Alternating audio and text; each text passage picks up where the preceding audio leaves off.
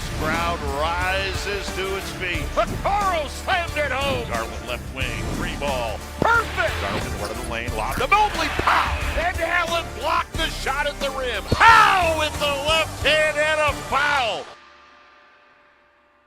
Welcome to the Chase Down Podcast, part of the Cavs media family. I'm your host, Justin Rowan. The Chase Down is presented by Fubo, the official streaming partner of the Cavs.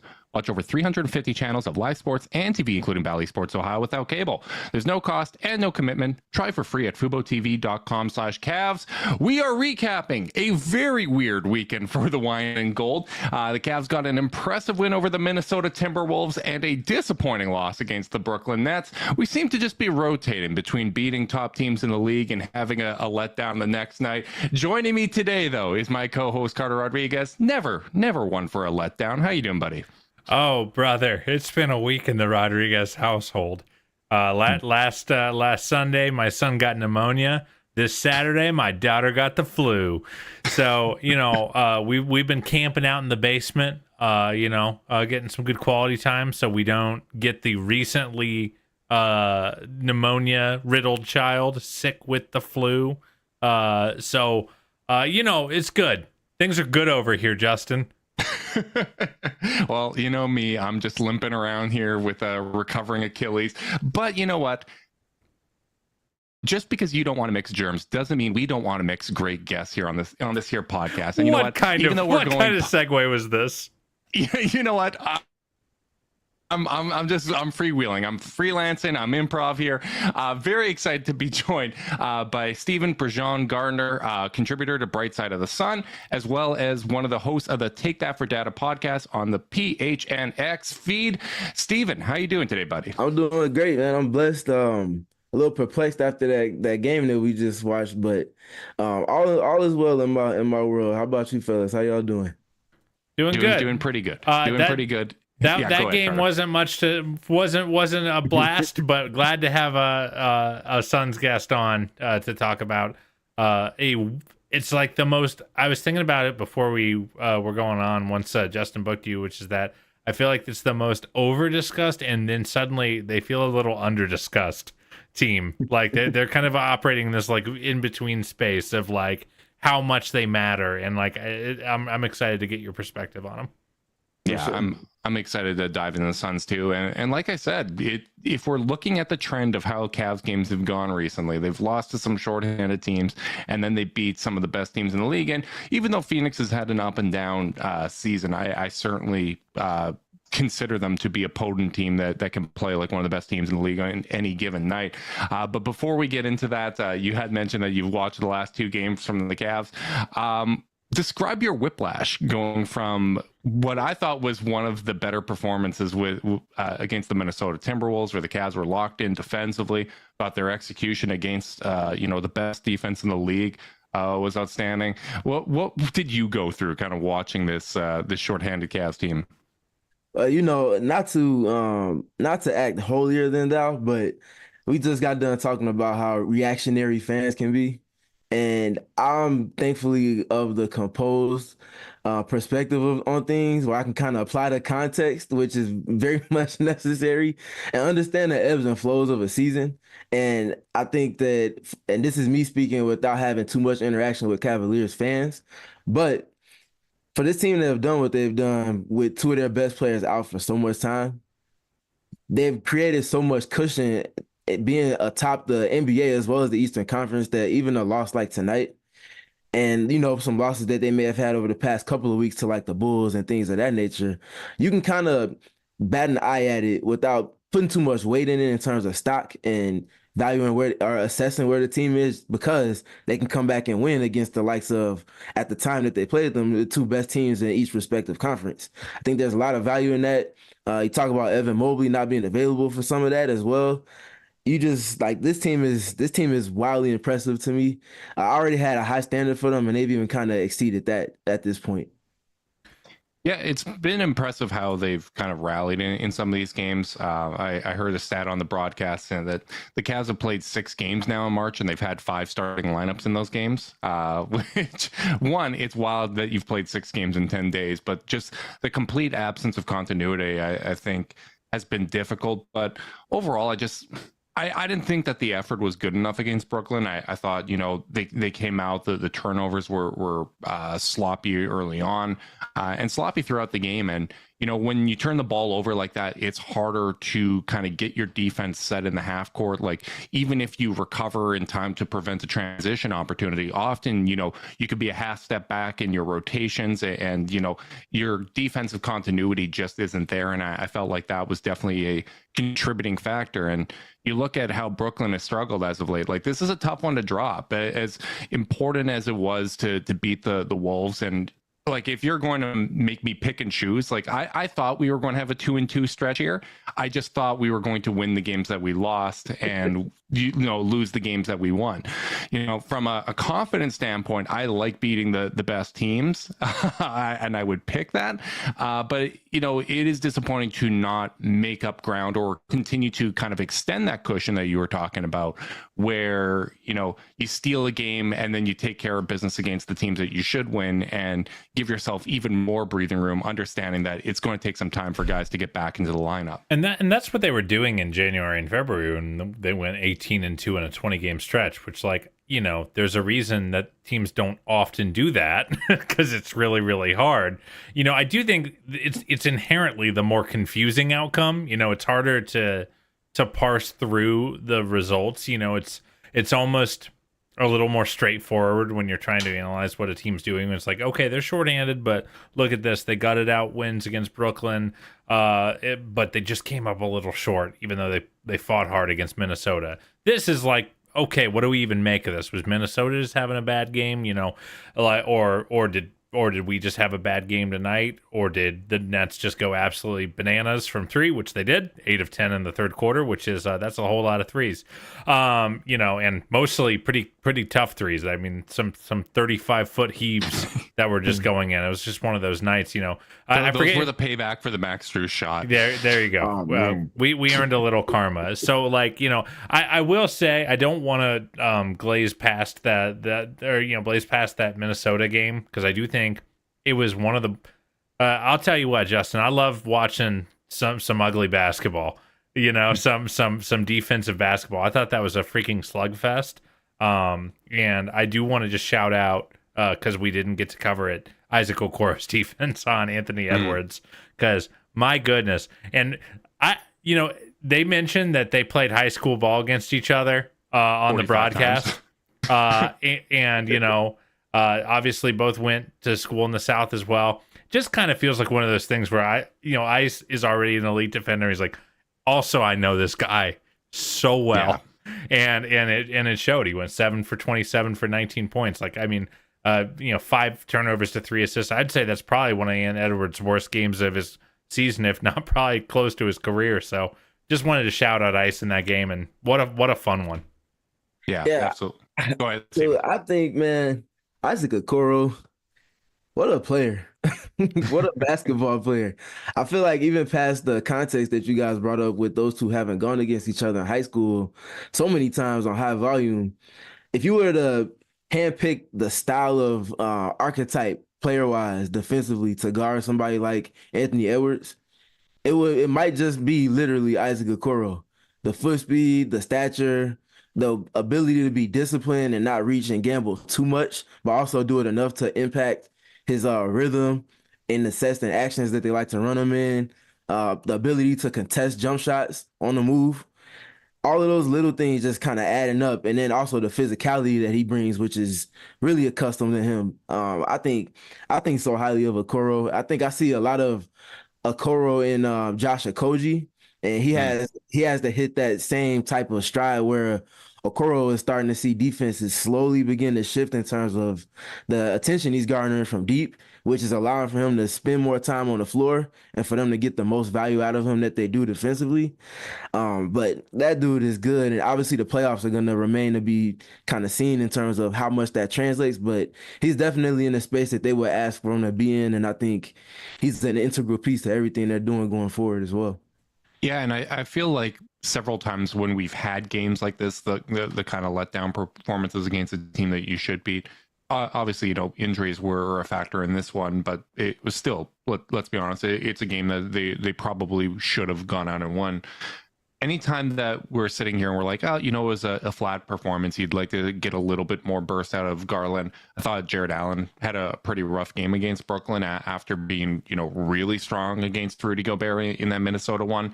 But I feel like Okoro is that one guy where every single night we're like, well, it was a flat performance except for Isaac. Like he was out there making a difference. And one thing that I'm really enjoying, and I felt it more in the Boston and Minnesota games, where the officiating crews were just really allowing teams to be physical. As long as you're not reaching in, you're kind of entitled to that physicality. And that's been a real change that you're seeing in more and more games since the All-Star break, where just the way that the game's being called is more consistent on both ends to allow some more physicality. I think you see those scores start to crater.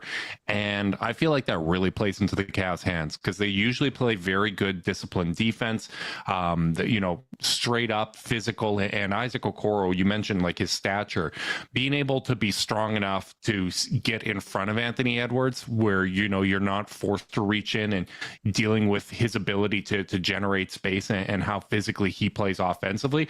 I thought that one-on-one matchup was just outstanding. Like that's some of my favorite basketball, and one of the reasons why I've wanted the game to be called more like this and to be called by like the playoffs is when you're allowing physicality on defense, I feel like it becomes so much more obvious to the fans at home what a foul is and what a foul isn't, right? Like if a guy is straight up, there's a little bit of contact, but you're not reaching in, then that becomes clearly defined, and it's not that subjective thing where it's like, oh, how did we get that one and not that one, right? So I've been pretty happy with the officiating, and I definitely feel like, assuming this is the way it's going to go the rest of the regular season and in playoffs, that is something that's probably going to play into the Cavs' hands. Yeah, one thing I did want to note that I really like that you said, Stephen, about the way Ice has kind of developed his defensive game is early in his career, he was kind of a right place, right time defender, but wasn't kind of that event defender, and that's tough in the league because these guys are so good that just doing your job is often insufficient. Like even if you do it really, really well.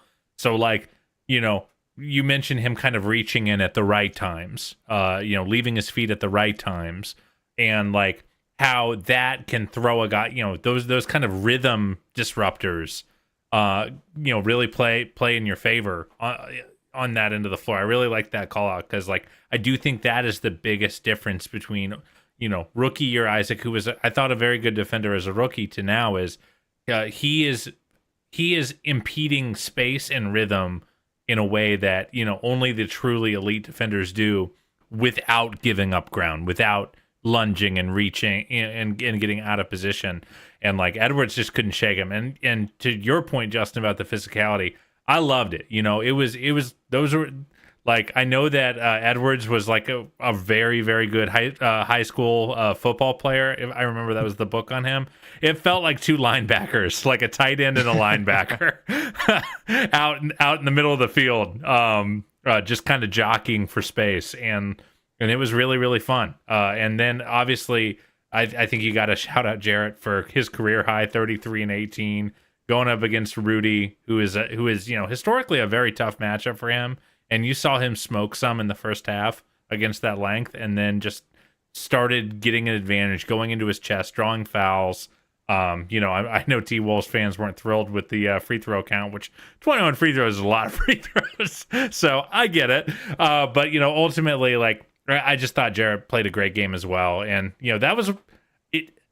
I feel like that was one of those marquee wins that kind of snuck under the radar because it was on a Friday. People are out doing their business, and like, but that's a marquee win. And I don't think it was discussed within the Cavs fan base as such. I think just because if you're not watching the rest of the league, you might not realize how freaking good this T-Wolves team is. Mm-hmm. Yeah, that's fair. And Stephen, I want to get your thoughts on that game in particular. What jumped out to you? You mentioned you've been impressed with how the Cavs have kind of been approaching these games shorthanded, down so many key parts. What stood out to you on either end of the floor with the Cavs approach in that game? I think there's three things that kind of stood out, and there's three things that have really stood out on the season as a whole. You got the obvious things like Donovan Mitchell just being one of the best guards in the entire NBA and even growing off of the reputation he's already set for himself. But independent of that, just kind of looking at three things that have been consistent outside of that top tier. Jared Allen, first of all, everything he does from the ancillary sector of things, knowing how to space off of drives, not just to finish with authority, but to also be able to finish with soft touch at times, over even somebody like Rudy Gobert, who's literally contesting everything. That advanced step that he's taking, like you talked about, in being able to initiate some contact and really search out that contact with a lot more regularity this season to then either navigate himself to the free throw line, which is something we didn't see as much as we've seen this season, or to obviously play through that contact and actually finish. I think those little things, just kind of looking at what kind of hamstrung them in the playoffs, just that flipping mindset to now he's catching those passes in the pockets. Now he's going up strong. He's not just going up with finesse, with more regularity. I think those little things definitely add up into his favor, especially with how many of the Cavaliers perimeter players are able to navigate themselves downhill now. So seeing him play off of that, also seeing them lean more into him as a hub from the elbows, playmaking through there, whether it be the handoffs with Strus, I'm excited to see come back whenever he does because he's added a new layer to the team. Seeing him get into those handoffs with Merrill, and obviously seeing what he does with Garland and Mitchell as well. I think those things are important because I don't know if they necessarily trusted it as much as they did going into that period where Mobley and Garland were out. I think they kind of had to lean into it more just for functionality purposes within the process. And that's one of the kind of the golden nuggets that you got that stem from that. Isaac Okoro, we talked a lot about him already, but I think one thing we haven't talked about that I haven't had a chance to in front of a mic yet, at least, is the identity piece for the Cavaliers. We talk about him being physical, often being at the point of attack. He's setting the tone on a possession-by-possession basis defensively, and he's doing it with activity. He's doing it with physicality, and doing it just by being solid and keeping guys out of rotations. That ultimately allows for, once the ball leaves his matchup's hands, everybody else is in position from the onset. So now the help is set. They're out of rotation.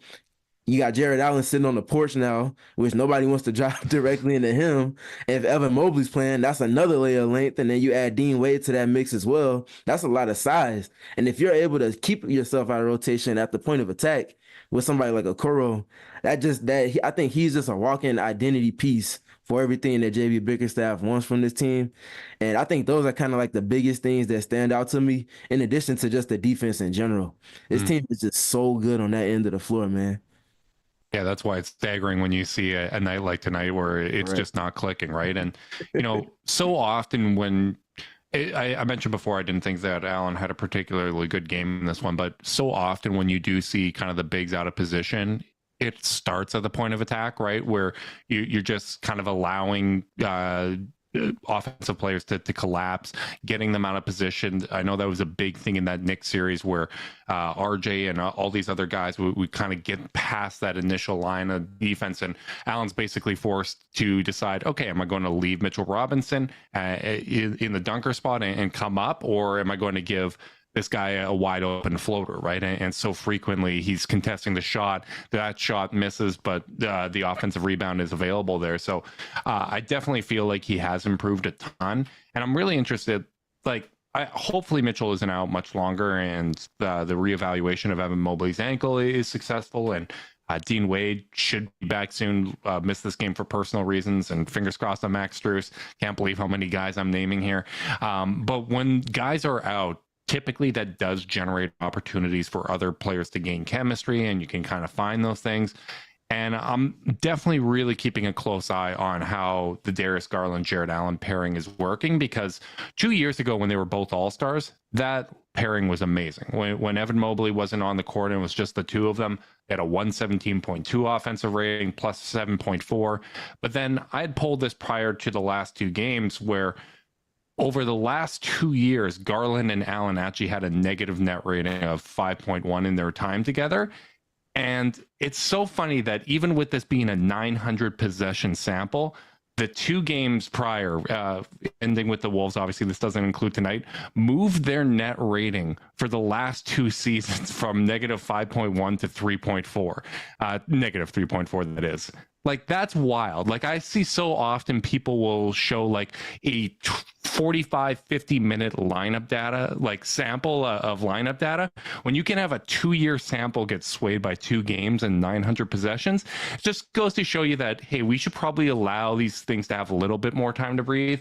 But I definitely feel like if Garland and Allen can kind of rediscover that chemistry, and that's something that you can go to a little more frequently, I think that's another feather in their cap, because you never know in a playoff setting when foul trouble is going to dictate what the matchups and the pairings are going to be, or an injury or some other situation. You never know. You have to be able to make so many different combinations work. So I'm hopeful for that. And the other thing I'm hopeful for is that, Garland and Sam Merrill can get a little bit more chemistry, because Merrill, over the last 20 games, it just hasn't been as effective with Garland as it has been with Donovan Mitchell. When he's out there with Mitchell, that's still clicking.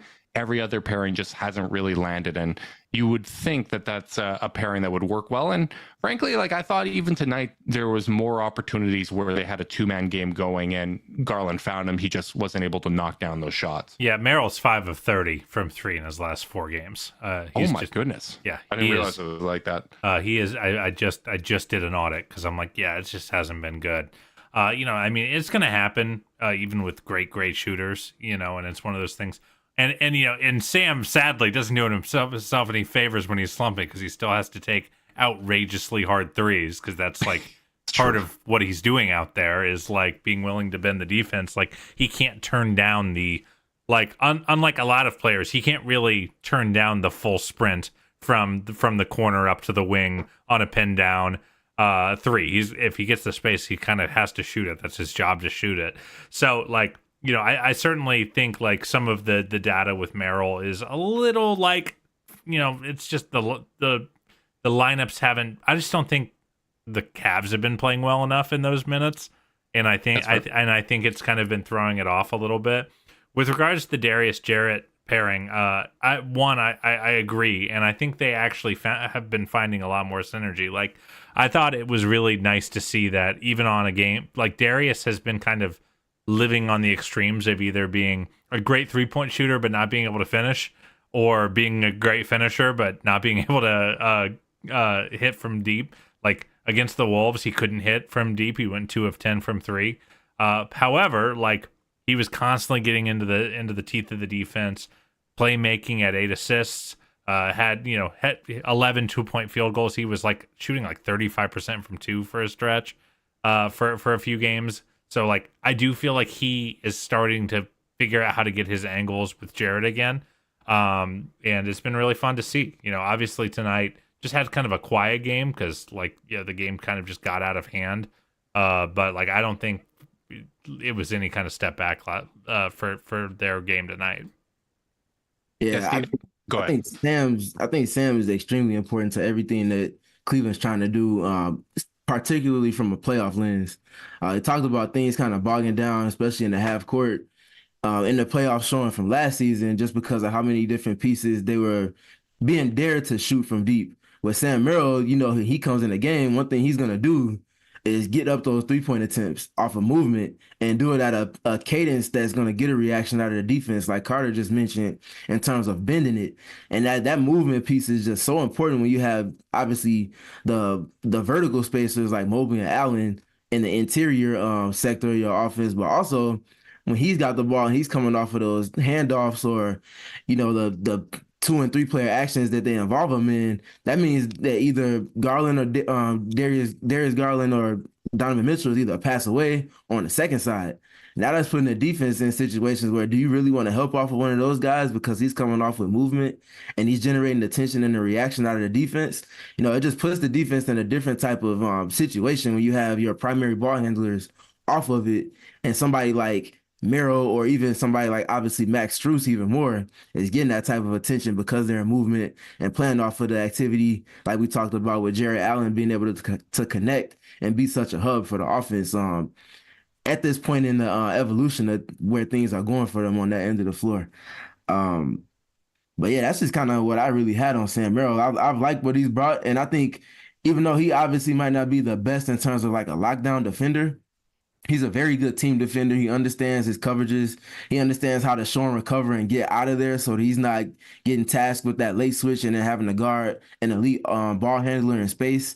He's also solid with his rotations as well. And I think that's something that's consistent with everybody that has a helping hand in the rotation for JB Bickerstaff is that they're solid at bare minimum with the rotation. Not messing up helps a team a lot. Like it goes a long way. Yes. Yes. Yeah, especially in today's NBA where like offenses are just designed to make you make the wrong read. And like there's so much disguising of sets and kind of, as Nikias would say, seasoning thrown onto so many sets around the league that, you're just going to have, if you got someone that just doesn't know where they're supposed to be, they're going to end up so far away from where they're supposed to be just from guessing. But to your point, Carter, like Sam is competing on defense. He's in the right spots and whatnot. And when you look at the lineup data, the drop off is on the offensive end. And just like instinctively, that should not be where there's a drop off. So you have to think, okay, it comes down to sample. It comes down to a whole bunch of other things.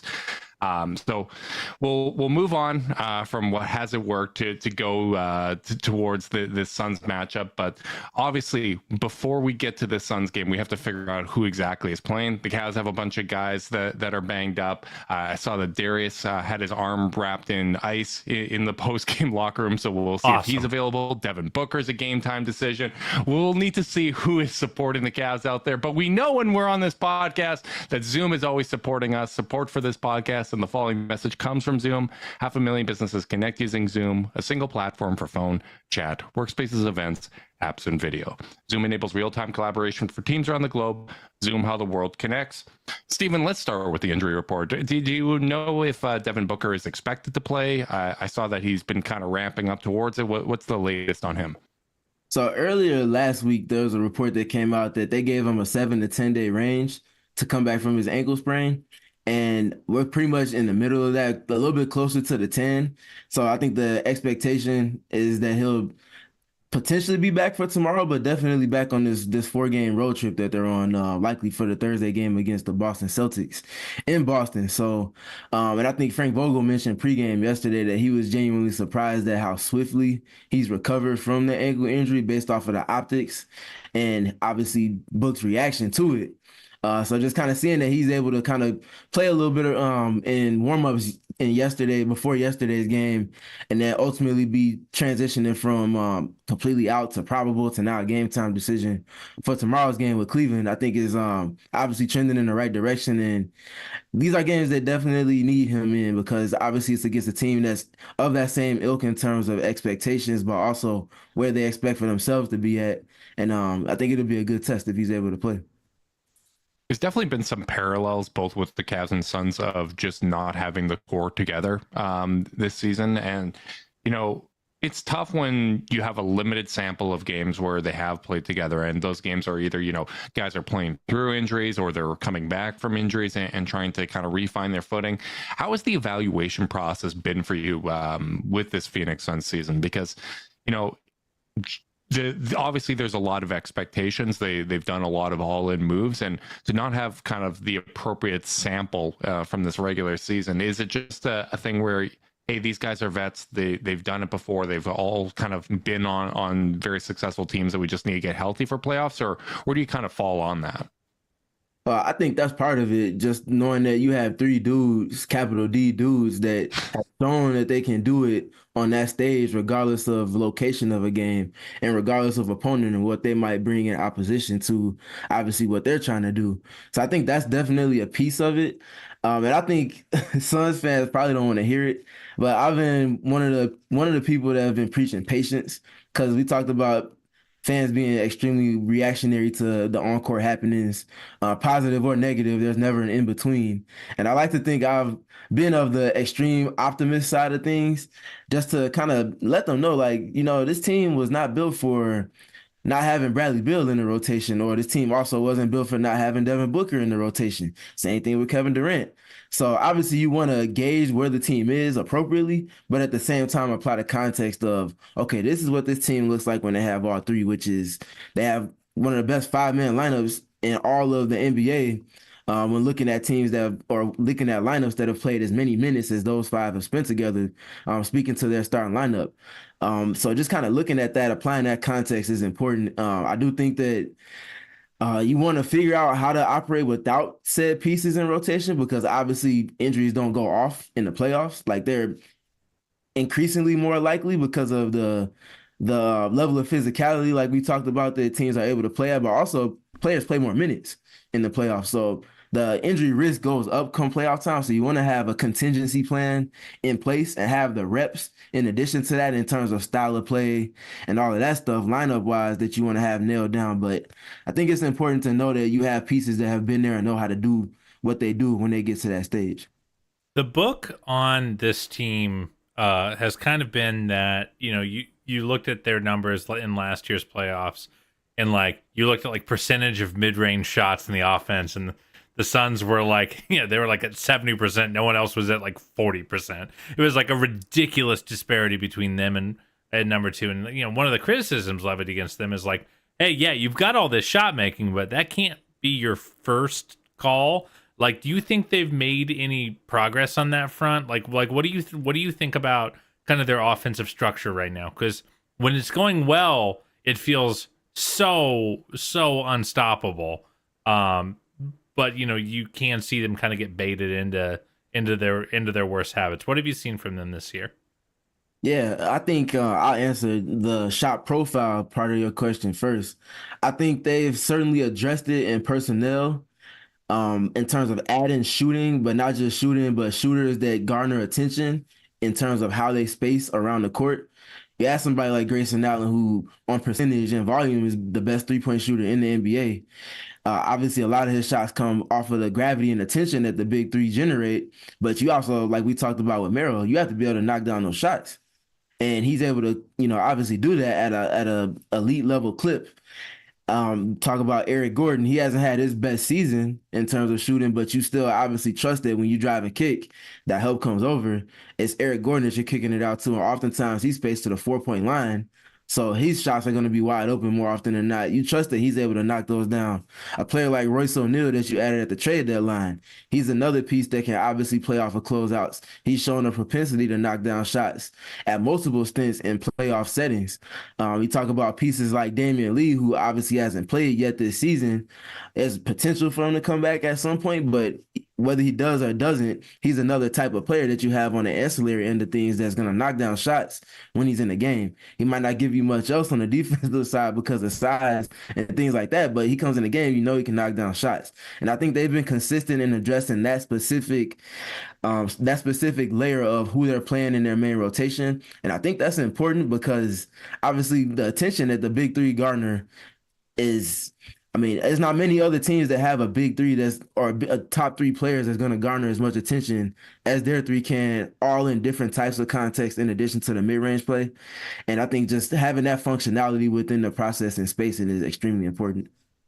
How have you felt about their defense? They've been middle of the pack this year. Obviously, this is a matchup that I'm curious about because the Cavs struggled, and one of the things they really wanted to address kind of this offseason was how their bigs attach the drop coverage. And, you mentioned Allen's kind of playmaking in those kind of situations. And obviously, some nights that's gone well and the shooters have hit down shots, knocked down shots, and then other nights it's not.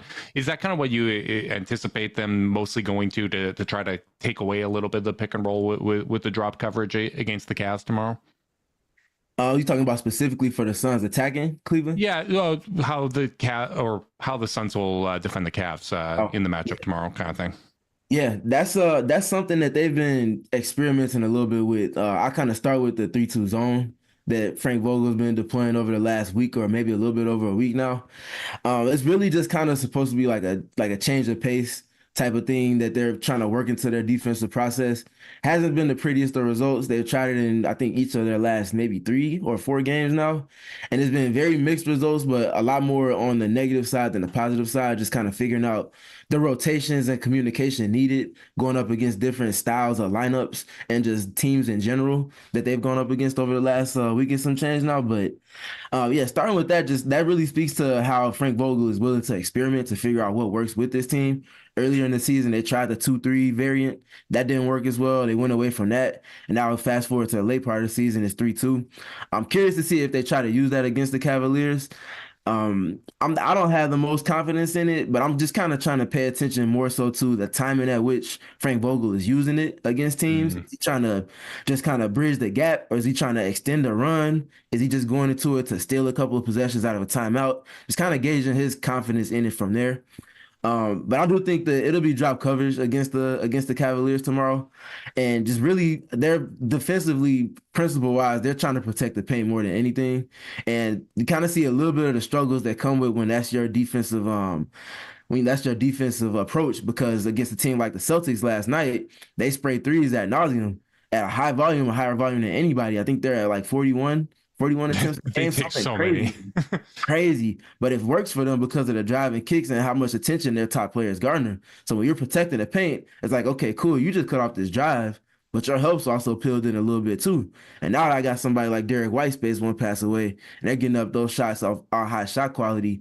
I think Cleveland is a team that obviously they don't shoot nearly as many. Nobody shoots as many three-pointers as the Celtics, but they're a team that can also kind of counter that by being able to get into the spacing dynamics with players like Merrill, like we talked about, a player like George's Niang that can knock down shots. Obviously, Darius Garland has some highs and lows, like we talked about.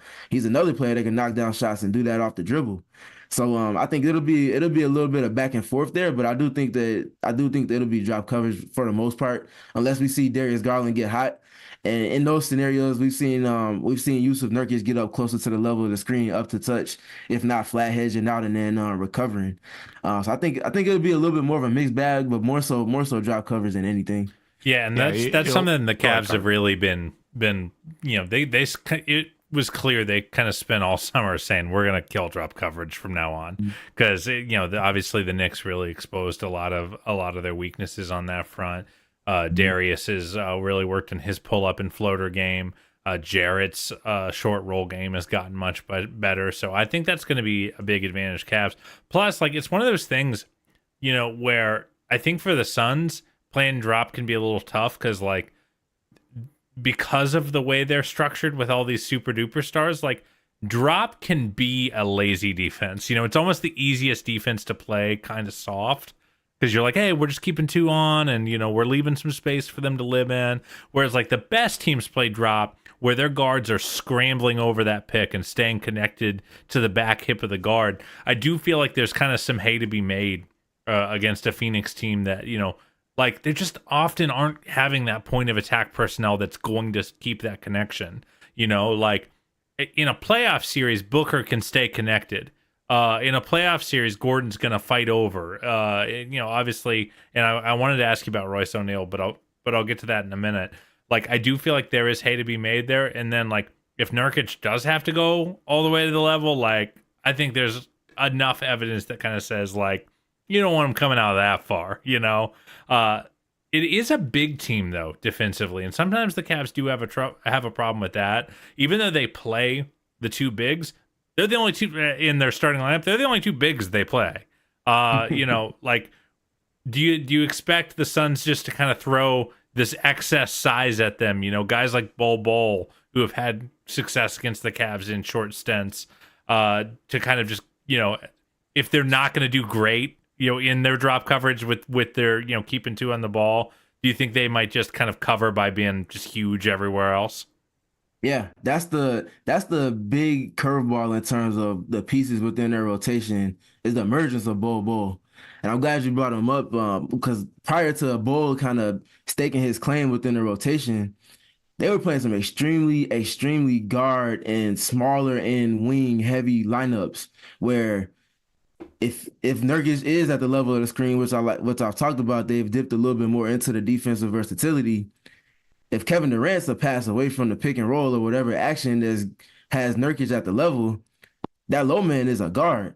And when you're going against teams that play a semi-big and a center or a bigger forward in the center like the Cavaliers do when Mobley's playing, that's compromising because you can be early with your help, but just off of stature, you're at a disadvantage. So even if you are early there, they've been kind of working with those things and kind of figuring it out. And that's like I said, the beauty of Bol. He comes in and he's bringing size with all of those rotations that he's making. And they're at some of their best in terms of defense when he's on the floor. And I think that's a perfect matchup for him going up against the Cavaliers. And I'm curious to see if he can A, stay out of foul trouble, but B, also have a little bit more of an offensive impact, which he's starting to dip more into in an opportunistic way. But yeah, I think this is the perfect matchup for Bol. And this is where the Suns, the new size that they've had post All-Star break with Bol, but also Royce O'Neal, is going to definitely be a plus for them. Yeah, and you should probably feel confident about that based on how it looked tonight for the Cavs against Brooklyn's length, right? Like, Phoenix has more talented, functional length, and it'll be interesting to see how Cleveland adjusts to it. Like, it sucks that it's 3 and 4 and it's a back-to-back, and we'll see who's available for it. But, those situations are easier when you are at home the whole time. I think as much as they had issues, running out of gas and whatnot tonight, I also think they just didn't start in a high enough gear, and it'll be interesting to see if they come out with the same kind of intensity that they had with the Minnesota game. Because at the very least, if they're committed to what they do defensively and the rotations are a little bit sharper than they were tonight, they can hang with just about any team. And really, when you look at it, like, that's how they beat Boston. That's how they beat Minnesota. It started on the defensive end, and they were able to generate enough offense to kind of overcome what those teams are doing. So obviously, Phoenix can score in bunches, but the one trend that I've seen kind of highlighted recently, and I think Vogel talked about it as well, is how Phoenix has been playing in the fourth quarters. Could you shed some light on kind of what's been going on for them offensively? Yeah, that offensive riddle in fourth quarters it's a little perplexing, and it's been sustained. I think a lot of I don't necessarily want to say it's all offense, because I do think sometimes they struggle on the defensive side, which naturally blends into the offense, because when you're losing your tempo and your flow that you might have established in the third quarter that got you a lead, and then you get to the fourth quarter and you're taking the ball out the net more often than you're not, now you're going against a set defense. Obviously, the if any team can play well against a set defense, the Suns can do it. But to do so and bang your head against that wall continuously over and over and over is tough. It gets arduous. So I think some of their offense stems from the defense, but looking specifically at the offensive side of things, they just kind of struggle with tempo in the half court at times. And I think some of the improvements we've seen with their process the last maybe 3 or 4 games has been them dipping into more movement instead of the stagnant catches and touches for Kevin Durant and Bradley Beal and even Devin Booker before he went down with the ankle injury. They started getting those players in more movement, and you start getting them with more dynamic touches. That's getting the defense rotating, that's pulling at the strings of the help, and that's now allowing you to open up a player like Grayson Allen to knock down 8 consecutive threes like we saw in almost back-to-back games. And you start getting the values that Royce O'Neal brings when the defense is rotating versus them being at a standstill. And I actually have some written work coming on looking at the movement sets that they've been implementing into their offensive process, maybe even tomorrow morning potentially. But I think that part of it and them figuring out how to blend that into their process, and then also figuring out when they want to go from matchup hunting, which is something they obviously would do potentially as much as any other team in fourth quarters, versus when they want to get into the pick and roll, and then finding that movement as well, blending that all into one process specifically for the fourth quarter and being organized in it, where you're getting into your actions with 18 seconds left, 17 seconds left instead of 9 or 8. That way you can play and read and react off of the initial look that you're getting is extremely important. So that's just, I feel like those have been the hiccups in their process, and they're starting to iron them out slowly. But that's something they definitely have to address. And I think the strength of schedule in this third stretch of the season is important for them to get through that. You might be wondering why Justin and I are starting to giggle over here. It's because the there's Cavs similarities there. do the Cavs do the same stuff at their worst. It's so funny.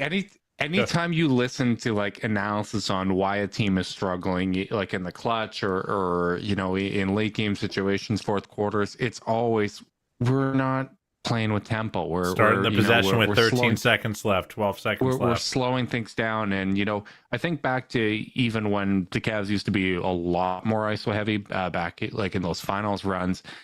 Yes, it was isolation heavy because teams like to go ISO and not complicate things because they don't want to risk a turnover in those moments. But you at least would have like kind of that two-man action with Kyrie and LeBron, right? Like Kyrie sets a screen for LeBron, try to force a switch there. You get a mismatch on one side or the other, right? Like there were little things to create an advantage first before someone would go to work. And it's always about trying to find that balance, right? Because this league is littered with stars that are able to do incredible things in isolation and put the game on their shoulders. And Phoenix is certainly a team that falls into that category, but it's just finding that right balance of trust, because that's usually, first and foremost is trusting the guys that you're out there on the court to execute in those situations.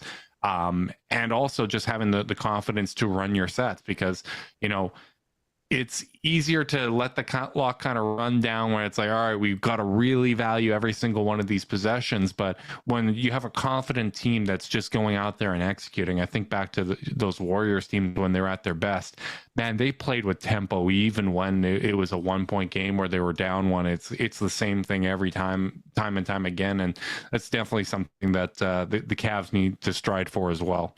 Yeah, I mean, it's just funny. It's almost kind of nice to hear someone else say it about the team they cover, because it's like, okay, everyone's dealing with this in some form or fashion.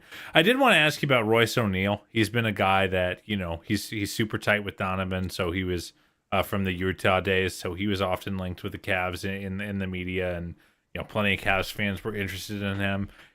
This is a team that just kind of is desperately needed like really reliable warm bodies, and he comes out in the 12 games he's been with the team, he's playing 30 minutes a game right away. What has he been like? How's the Royce O'Neal experience been since joining the Suns? It's been a revelation watching games live, and even more so watching them on film. And I think Royce is the type of player that if you were able to handpick players based off of who would fit your roster salary cap wise around the big three, he would be at the top of that list. He was actually a player I hope that they were able to nab when they traded for Kevin Durant last season. So to see them be able to spin the block pretty much a year later and execute the trade and adding him, and just kind of seeing the positivity that he's brought in place of the players that preceded him this season is night and day. And I mean, I could literally talk for literally an hour on the positives that he brings to the team. And they haven't even dipped into the uses that they could potentially get out of him on offense. But just kind of looking at him just generally, in non-garbage time minutes, he has 732 possessions with the Suns. They're plus 13.6 in non-garbage time minutes with him on the floor this season. And you add to that, looking at a bulk of that value coming on the defensive side of the floor, they have a defensive rating of 105.8 with them on the floor. That's up from the middle of the pack defensive rating that Justin mentioned that they've had pretty much for the course of the season. And obviously that defense ranks top percentile in the league if it was to sustain over a season-long stretch. And I think the biggest thing that comes with Royce is the accountability. He's a player that wants to play defense. And when you have a roster that's offensively inclined for like 85% of it, you want to be able to balance it out with a player like a Isaac Okoro that can do things for you on the defensive side of the floor. He's playing a very similar role to Isaac for the Suns. And the communication piece, in addition to being able to guard up as well as guard down, be able to switch reliably, and also be a preemptive communicator. I think that might be the biggest thing the Suns haven't had in terms of just looking at the pieces that are in their main rotation. He's always communicating, the physicality he's bringing, and he's just the perfect type of piece for this team. And the switchability, he just gets it done on the defensive side. And then if you kind of look at things from an offensive lens, he's been knocking down the shots that he's conceded. I was curious how teams would guard him within the Suns' offensive context and how that would play to his favor. He's knocking down his three-pointers, and teams are helping off of him pretty much the way that they did with players like Keita Bates Diop. that preceded him in the rotation. So seeing him knock down those shots, but also see them be able to get some initiation out of him to where you're getting Kevin Durant, Devin Booker, Bradley Beal, Grayson Allen off the ball. Now you're being able to start with him, and then they put those guys in movement. He's able to connect, playing off of the short roll and screening. They haven't quite dipped into playing like splits off of him like a little bit, but I think that's something they can dip into, especially with their small ball lineups. And on that side of the ball, he's just been just kind of a steadying presence. The ball security goes up when it's in his hands because he makes quick decisions, but he also makes smart decisions. And he's just such a positive piece for everything that they're doing on both ends of the floor. If you listen to our podcast, like, you know, you'll something that I kind of hit on a lot is that I feel like in the modern league, it's much less about having the top end guys on a night-to-night basis, but not playing guys who can't play. Not playing guys who are killing you just by being out there. And like, I feel like, you know, like the difference in context for like, you know, because some folks around the Cavs were interested in them trading for a guy like Royce, and like, you know, Royce would be going to take like, you know, a steady rotation player's minutes.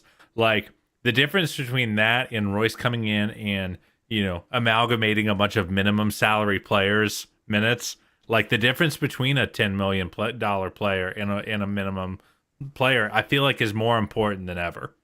Mm-hmm. And the other thing that jumped out was you said that Royce has played 732 possessions, I believe, for the Suns. Yep, 732. He has played more possessions for the Suns since the trade deadline than the Cavs core four has played this season. Oh man, that's tough. Over 100 possessions more. Oh man. One thing I did want to mention about Royce that I thought you mentioned is he's got one of the weirder profiles. Because, you know, obviously I've had to do some homework on him, knowing that, you know, his name was thrown around with the Cavs. He doesn't finish at the rim at all. He's one of the worst rim finishers in the league. So normally these guys that are not finishers, that are 3-and-D guys, they catch, they shoot, and if it's not there, they just have to keep moving the ball. A stunningly good playmaker, despite not being a finisher or really much of a dribbler. Like, can you speak a little bit about that level of connectedness that he kind of has? Because it's not like he's like running sets per se, but like he just kind of, I feel like that kind of connectiveness is so good for a team that can play a little disjointed. Yeah, I think the big thing with his playmaking is just how quickly he processes a defense. So obviously, most of the time when he has the ball, it's going to be coming off of the attention garnered by one of the big three, if not Yusuf Nurkic in addition to those big three. And with the defense often being tilted when he has the ball, he's able to either shoot, dribble and attack, or make a pass. And there's just, when you have the offensive talents and the spacing and the shooting that the Suns have, there's just infinite depths of value that you get from a quick decision maker. I think Greg Popovich has called it playing in 0.5. And he's one of the quintessential type of 0.5 playmakers. He has the ball, it never sticks in his hand unless he's retreat dribbling to reset action. And there's just so much value in that when you're always playing in an advantage, to not reconcede the advantage that you just created by allowing the defense to get set. And I think that's also some of the issues that the Suns have run into within their offensive process in fourth quarters. The ball gets sticky at times, but when Royce is on the floor and he's involved in action, it doesn't. And I think that really just speaks to why he's seeing so many 30-plus minute games, like Justin mentioned. As a player coming in, Frank said he was only going to play him so much early on. He played about 15 to 20 minutes in that first game against the Golden State Warriors, and it's just been on a steady incline since then. It hasn't been a slow ramp up at all. He was like, "No, this guy is a glue piece," and all his values are really just seeping at this point for the Suns. And I think that playmaking, it hits even differently when you feature him the right way, which is like I talked about as a screener. A lot of times on offense, he's going to be guarded by the lesser of all the perimeter defenders on an opponent's team. So now when he's screening, you're able to bring that specific player into action. I call them Waldos. You kind of want to figure out who your Waldo is on defense, bring him into action, if not get a reaction out of the defense. You do that. Now he's playing within that advantage like we talked about. That. I love that. For sure. And that quick processing, when he's got somebody like that guarding him, it just allows for you to play in the advantages all the time. And he's making those quick decisions, getting the ball to players that can knock down shots. I think he also has a little bit of value in that floater range. He talked about him not being able to finish at the rim, but I think he has some value he can provide in terms of hitting that floater, kind of how Jay Crowder did for Suns fans when he was with the team in that similar type of role. So there's just so much value that Royce brings, and I think he's the perfect type of role player to have around everything you already have established with your top 6 or top 7 players. I like that comp a lot, when it comes to Jay Crowder and the role that he played there. One last question I got for you before we get you out of here. Really appreciate you taking the time to talk to us tonight. I am curious. We've done a lot of kind of breaking down the X's and O's and whatnots. I like the feelings. I like the emotions when it comes to sports. And Phoenix has gone through a big change where, they had a lot of kind of homegrown talent and guys that were there, still around for that first finals run. And there's been such a kind of dramatic shift to these established veterans and whatnot, cashing in those chips when it comes to Mikhail. Aiden's gone. Even just the carousel of vets that are just getting added like every other week. It's like, okay, they added Thad Young. Okay, they added Royce. Okay, they added this guy. We're just bringing in all of these guys that are exactly what they are. What's that experience been like for you? And kind of how do you manage those expectations of, okay, we're no longer, kind of the longer runway team that we thought we were. We're really living for this moment. We're right here for the here and now. We're trying to contend right now. What's kind of that change of gears been like for you, both from an analysis fan standpoint, however you want to kind of tackle this? Yeah, I think that's a great question, and it's something I've definitely thought about a handful of times this season, just off of my general intuition, but also off of seeing some of the discourse from Suns fans. I don't know if you guys like kind of are in touch with that specific sector of fans within the NBA realm, but Suns fans they love vibes. And you kind of, even go back to before this rendition, you go back to when they added Chris Paul to the team. We saw a lot of Suns fans that weren't necessarily as high on Chris as I feel like they should have been when you get him for somebody like Kelly Oubre, because Kelly Oubre was a player that ingratiated himself with the fan base so well. The vibes we talk about, Tsunami Poppy, as they call him, he's literally a vibe player, and he has that style of play that also engages fans as well, being the athlete on the wing that plays above the rim and plays with that athleticism and that fire like that. Just kind of seeing that, and then you look at it after they added Chris and then ultimately added Kevin Durant last season. A lot of fans were talking about how they missed the vibes and the energy that players like Mikal Bridges and Cam Johnson and even Campaign, now that he's not there, they just brought like a certain level of youthful exuberance to the team, where now those players are kind of phased out by way of trades. And obviously, if you have a chance to get an all-time great like Kevin Durant, especially after seeing the shortcomings that you saw in the playoffs that preceded him and the reasons why those things came, you don't like hesitate. If you have that opportunity, you go and do that 10 times out of 10, and then you live with what comes after that and build around it. So that's just kind of where I've been context-wise, and I feel like just understanding the why behind why you go and add Kevin Durant. Obviously, he's an all-time great player, but those issues that you had in terms of generating extra attention from a defense outside of Devin Booker, and obviously with the cross matches that teams were putting on Chris Paul later in his career, you want to kind of mitigate some of that as well. Mikal Bridges, you're really good in movement. You're really good creating off the dribble. Apples and oranges. You're not Kevin Durant though. Like that, No. It gives a different type of reaction out of a defense and allows for you to dictate even more on offense. So just kind of looking at it from that lens, I don't think fans have really understood it just off of the discourse I've seen on my timeline, and how if Kevin Durant has an average game, which average for him is like 25 on efficient numbers and borderline all NBA level defense this season, he has like a slight slip up and play, and people on Twitter are talking about the Mikal Bridges and Cam Johnson rendition. And like, I get that, but also like there's this unicorn that you have and everything that comes with adding Kevin Durant to your team, you know? Yeah, it's historically, I don't love when teams add Kevin Durant. That's just my we're not take. big fans of that. You're barking up the wrong tree there, bro.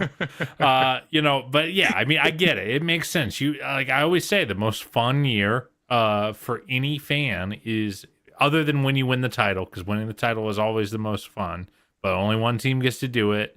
But the most fun is the come up year. It's the year where it's like, where we are more than the sum of our parts.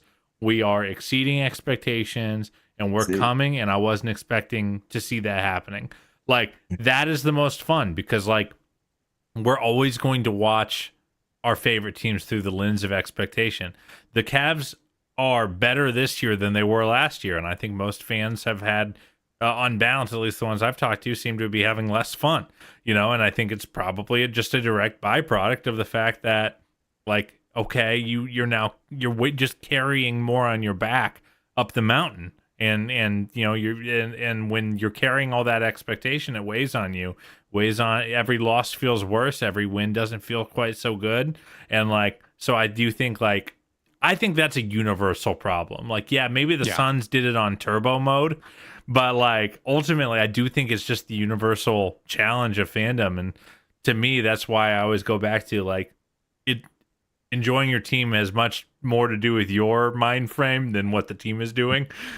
Because it's up to you to choose how to interpret the data flying into your face, and ultimately I know that there are fans of teams like the Pistons that are having more fun than fans of teams like the Cavs on individual levels, and it's all mindset. So I think it's one of those unique conundrums of fandom that just isn't ever going to go away. I used to have so much fun with those Sexland teams. Are you kidding me? And we were not good at all. And awful. It's a big part of why I try to really compartmentalize both regular season and playoffs, right? It's two totally different things, and trends from the regular season can translate to the playoffs. I think, overall, I push back when people say you can't learn anything from the regular season. There's usually lessons in there. They're just a lot more context dependent, and you have to really be diving in, and you're just not going to be aware of that with all 30 teams. But I compartmentalize it because I'm sitting here watching 82 games over 5 months, and 3-4 games a week, watch it twice every time. You're a psycho. I am a psycho. I can't. I'll never abide it. I'll never abide God, rewatching every game. Yeah, well, it's my lunch break the next day is going to be me watching all possessions from last night's or tonight's game, which is going to be a real fun time. But that's such a big part of your life that if you're not getting some enjoyment out of it, and if you're not kind of in love with the process, man, it's you're really missing out. You are stressing yourself for no damn reason. And the playoffs are going to be its own beast. This regular season hasn't been as fun for me because I haven't got the catharsis of, all right, that's what happened in the playoffs.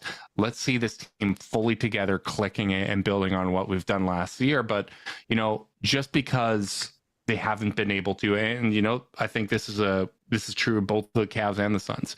Absolutely. Just because they haven't been able to put it all together in the regular season doesn't mean the individual lessons that they've learned throughout the regular season can't come in handy in the playoffs if they get healthy at the right time.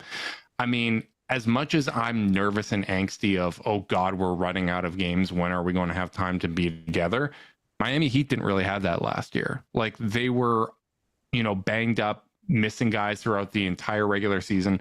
Kevin Love, after the buyout, those minutes were not going well. They didn't start going well until the playoffs. They pulled them in the play-in games, and then it clicked in round one. You never know when things are going to click, but you're just going to feel better about the odds of them clicking if you have some proof of concept before then.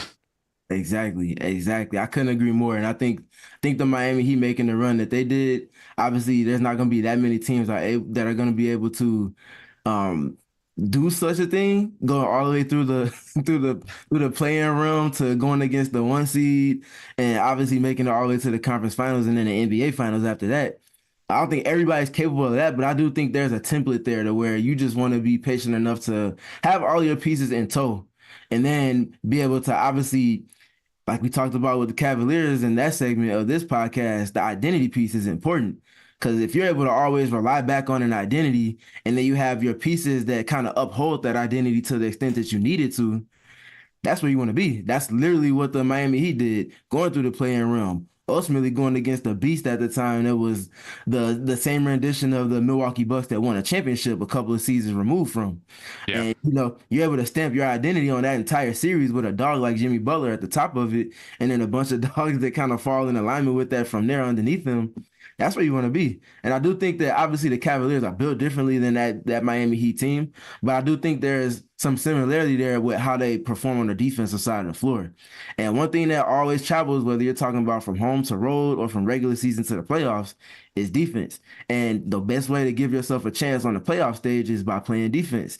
And they have obviously a defensive-minded coach in JB. Then they have a couple of pillars, Jared Allen, Evan Mobley, Isaac Okoro. And then they have a bunch of do-your-job type of defensive pieces like we talked about earlier that can just get it done. There's just so much value in that, and that's maybe the biggest reason why I have a lot of trust in this Cavaliers team this season.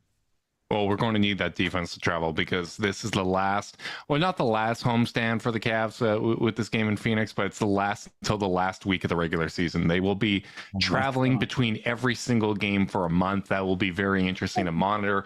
They are going to be in a hell of a race in the Eastern Conference here for the seeding. At least the Knicks and Magic lost tonight, so there was some benefit, but the Milwaukee Bucks did overtake that 2 seed. Cavs are going to need to win one of those games against the Pacers to get the tiebreaker there, but man, they're going to have to earn it. And I think ultimately that's going to be good because the Cavs haven't finished particularly strong in the regular season the last couple of years, variety of reasons, but you still, want to be able to go do that. Stephen, thank you so much for spending some time here. Really do appreciate it. It was great getting to talk to you. Before we wrap this up, let the people know where they can find you and what you got going on. Yeah, I think the easiest way to kind of follow me is on Twitter at StayTrueS.3 on the screen below my face. But also in addition to Twitter, where I do a lot of my work and I pub a lot of my work, I do a lot of work as well on the writing side with Bright Side of the Suns. I do a lot of podcasting with PHNX as well as with CHGO for the WNBA with the Chicago Sky. And then also all of my work, I usually accompany my written work or my Twitter stuff with film sessions on YouTube as well.